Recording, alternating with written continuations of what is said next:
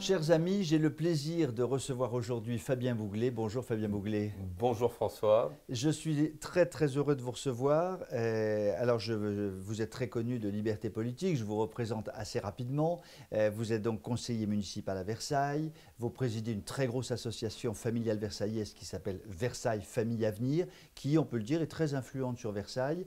Et vous êtes extrêmement actif dans la vie politique en général, et notamment sur les questions sociétales. Nous avons aujourd'hui les États généraux de la bioéthique qui envahissent l'espace français, puisqu'il y a des États généraux, enfin il y a des réunions un petit peu partout en France. Et vous avez assisté personnellement à la grande première qui était donc la rampe de lancement de ces États généraux début février à Paris. Pourquoi avez-vous décidé de participer à cette première ? Alors, tout d'abord, oui, cette première, elle était très intéressante parce qu'elle était à la mairie du 4e Oui. et qu'elle était la première grande réunion qui inaugurait les États généraux de la bioéthique en Île-de-France. C'était organisé par Emmanuel Hirsch, qui est le directeur du Centre éthique Île-de-France. Et c'était particulièrement intéressant d'intervenir dans cette réunion parce que ça la permettait de voir quelle était la tonalité de ces États généraux de la bioéthique, de voir également le propos introductif du président du Comité national d'éthique d'Elfrécy pour voir qui donnait le ton, en qui fait, donnait qui le ton. donnait le ton pour toutes ces assises. Voilà. Et ce thème était sur la médecine, guérir, augmenter. Et justement, on s'est très vite aperçu au travers des différentes interventions des grands professeurs d'université, de grands généticiens, de grands directeurs professeurs qui interviennent sur les questions de l'éthique, on s'est très rapidement rendu compte des enjeux absolument gigantesques que représentaient ces États généraux de la bioéthique qui allaient, j'ai envie de dire, bien au-delà des problématiques de la PMA, de la GPA, ces enjeux qu'on a vécus ces 5 dernières années avec l'affreux François Hollande. On a des personnes de bonne volonté qui organisent de manière correcte les débats. On avait d'abord un parterre de ces différents sachants et après pouvait intervenir au même niveau que ces sachants n'importe quel citoyen qui était dans la salle. Donc il y a eu une dizaine d'interventions de personnes, dont la mienne. Demain, quid de la prédiction des maladies et des compagnies d'assurance qui exigeront un génome en plus des piqûres, en plus d'aller voir le cardiologue. Et donc ça aussi, ça soulève des problèmes fondamentaux parce qu'on exigera, les compagnies d'assurance exigeront les génomes et on pourra avoir des personnes qui ne pourront plus être assurées et plus avoir de projet. Donc c'est vraiment un débat fondamental, mais je pense que ces questions d'aujourd'hui doivent aussi soulever ces questions de marchandisation du corps, de l'enfant et des femmes. Merci de votre écoute et merci d'avoir organisé ce débat de cette qualité. Objectivement, vous estimez quand même, est-ce que, allez je vais être très grossier, est-ce que tout ça n'est pas quand même un tout petit peu un rideau de fumée pour se donner bonne conscience au niveau du gouvernement, pour dire ultérieurement, voyez-vous, on a fait une grande consultation populaire et démocratique ? Alors, ce que j'ai constaté, à l'issue des 10 interventions de citoyens, experts ou non, qui intervenaient soit pour des associations ou alors le citoyen de base, c'est qu'après les interventions, sont réintervenus les sachants. Et là, on a vu que certains avaient changé de tête par rapport à leur présupposé initial de leur première intervention. Je pense à ce généticien qui a dit « c'est pas grave, c'est le sens de l'histoire, il faut se faire fi des inquiétudes ». Et donc, on sentait bien quand même que ces différentes interventions, dont toutes les interventions sont filmées, la possibilité, ça aussi c'est très important, du fait de pouvoir intervenir sur le site du Comité national d'éthique. On peut tous intervenir dans des débats participatifs et tout ça va être conservé et archivé. Et donc, on voit bien que la voix de la population, la voix du peuple, est tout de même prise en compte. Et ça va. Et moi, j'insiste là-dessus. Oui. Ça va être vraiment très important. On a encore le temps, on a encore jusqu'au mois de juillet.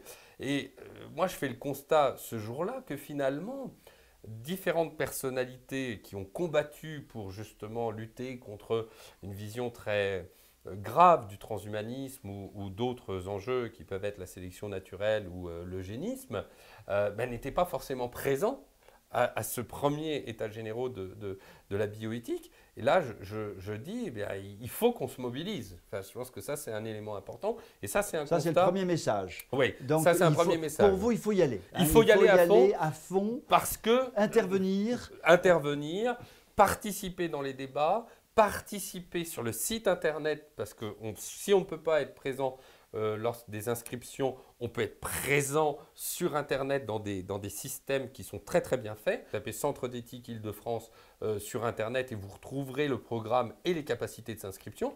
Il va y avoir le 28 mars, alors là c'est très intéressant, de 18h15 à 20h15, à la Sorbonne, à la faculté de médecine, un débat d'experts. Et donc, tout expert, professeur d'université, quelle que soit sa sensibilité politique, philosophique, etc., peut demander à intervenir. Hein, donc, moi, j'ai un proche qui a demandé à intervenir, qui avait été référencé comme expert. Donc, on a cette possibilité d'intervention. Et j'ai envie de dire, François, si ce serait trop facile qu'on ne dise rien. C'est-à-dire que oui, on peut toujours se cacher derrière. Oui. On peut toujours cacher derrière, oui, mais l'Assemblée nationale n'en prendra pas compte, le Sénat n'en tiendront pas compte, mais si, parce que ça restera archivé. Et que, par ailleurs, je crois qu'il ne faut pas faire trop confiance quand même à La République En Marche pour, d'une part, s'investir énormément sur les conclusions rendues par ces États généraux, parce qu'ils sont quand même très paresseux et surtout très ignorants. Oui, mais enfin bon, mais allez, gardons l'espérance, j'ai tort, je fais ma petite crise de désespoir, c'est pas bien. Alors maintenant, cher Fabien Bouglet, parlez-nous de votre intervention qui a été très, très remarquée. Le débat va au-delà de la PMA et la GPA. Aujourd'hui, on a des risques considérables liés à l'eugénisme. On a des risques considérables à la lecture du génome. On a des risques absolument considérables d'esclavage moderne, d'esclavage de la femme, d'esclavage des enfants, du contrôle et de la sélection naturelle avec un eugénisme et un avortement sélectif liés à la lecture des génomes. Et on a un risque absolument considérable de changement de civilisation. Je vous donne un exemple, François. La lecture du génome, aujourd'hui, ce n'est pas autorisé. Mais demain, on lira le génome, comme on ira se faire une prise de sang dans l'Institut Biologie pour avoir un emprunt bancaire. Et demain, on lira le génome et on dira, bah oui, vous avez un risque de 90% de maladies cardiovasculaires dont vous n'aurez pas d'emprunt. C'est ça, la lecture du génome. Et donc, on voit le vertige que représentent tous ces thèmes qui étaient évoqués. Et donc, moi, j'ai voulu, dans ce cadre-là, faire une intervention sur la notion de marchandisation. Hein, c'est-à-dire, l'humain, le corps, la vie, ne peut pas être un élément marchand. Et parce que je crois que derrière tous ces états généraux de la bioéthique, je crois que c'est ça le plus important. Parce que certains médecins, et j'ai interpellé d'ailleurs le président du Comité national d'éthique sur ce sujet, sont en train de se transformer en businessman du vivant. Des professeurs Frankenstein de la manipulation génétique, de la manipulation du corps, etc. Or, l'enjeu de demain, on parle de médecine augmentée, c'est-à-dire la capacité d'augmenter les capacités humaines. Mais derrière, c'est quand même la marchandisation de l'humain. Hein, c'est le fait de pouvoir sélectionner l'humain. On le voit déjà dans les banques de sperme, dans le cadre des recherches de banques de sperme, il n'y a plus de roue. Il n'y a plus le type préféré des femmes en mal d'insémination, c'est le modèle blond aux yeux bleus. Donc, on voit bien que à la fois cette manipulation absolument gigantesque du génome, les risques que ça concourt par rapport à l'eugénisme et à une sélection qui finira par une sélection des enfants. Par exemple, quand vous congelez les ovules de femmes, ça m'intéresse, parce que j'avais été interrogé par France 2 sur ce sujet, et la journaliste, lorsqu'elle m'avait interviewé, m'avait dit « Mais enfin quand même, monsieur Bouglet, vous exagérez ». Et puis 2 ou 3 jours après, Amazon et Google annonçaient la congélation des ovules de leurs salariés. Mais quand on congèle des ovules de femmes, on dit aux femmes « Mesdames, vous venez chez nous, mais de 25 ans à 45 ans, dans les 20 ans où vous serez le plus productif, vous ne pouvez pas avoir d'enfants. Et d'ailleurs, dans votre contrat de travail, c'est marqué qu'on congélera vos ovules. Et puis, par contre, vous bossez bien, etc. » Donc, c'est l'esclavage de la femme dans sa capacité à travailler dans ses meilleures années. Mais derrière, c'est aussi l'esclavage de la femme qui va porter les enfants de ces femmes qui auront congelé leurs ovules. Et on aura des pays comme en Inde ou dans des pays pauvres dont les femmes porteront les enfants des femmes qui n'en veulent pas dans les pays occidentaux. On aura des marchés d'enfants où le droit à l'enfant, ira au-delà de tout et fera que des femmes pourront se faire fabriquer des enfants. C'est de cela dont il s'agit, parce que l'enfant n'a pas à être un objet de marché. Moi, en tant que père de famille nombreuse, je n'accepte pas d'imaginer que un de mes enfants pourrait être vendu comme un esclave.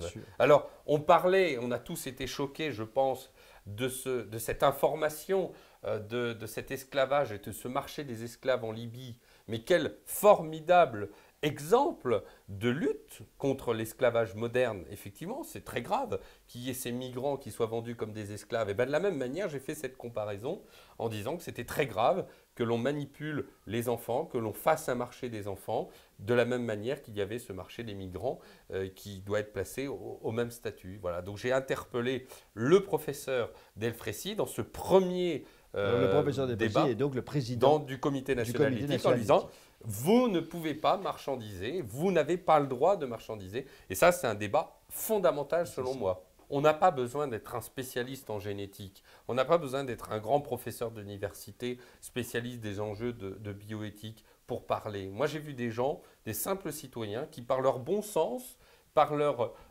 culture générale, poser des questions assez naturellement comme ils voyaient. Et ça, je pense que c'est fondamental. Il faut participer à ces états généraux de la bioéthique parce que c'est le seul moyen de se faire entendre avant que les pires choses n'arrivent. Donc, j'ai fait référence à Bienvenue à Gattaca, qui est ce film qui est sorti il y a 20 ans. Gattaca, qui sont les nucléides du génome humain, qui était un film absolument culte, qui évoquait déjà cette période dans quelques années, donc ce film a 20 ans, où eh bien, on serait sélectionné par la science et on aurait une réussite personnelle par la science, par une simple goutte de sang, par un cheveu.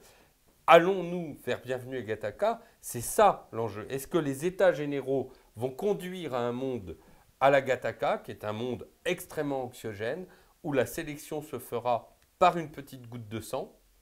Eh bien ça, je pense qu'il faut vraiment lutter contre ce monde-là, parce que c'est un monde désastreux qui va déshumaniser l'humanité, si je puis dire. Oui, Fabien Bouglet, une question. Est-ce que dans ce que vous avez pu vivre ce soir-là, est-ce qu'il y a par exemple un propos qui vous a particulièrement frappé?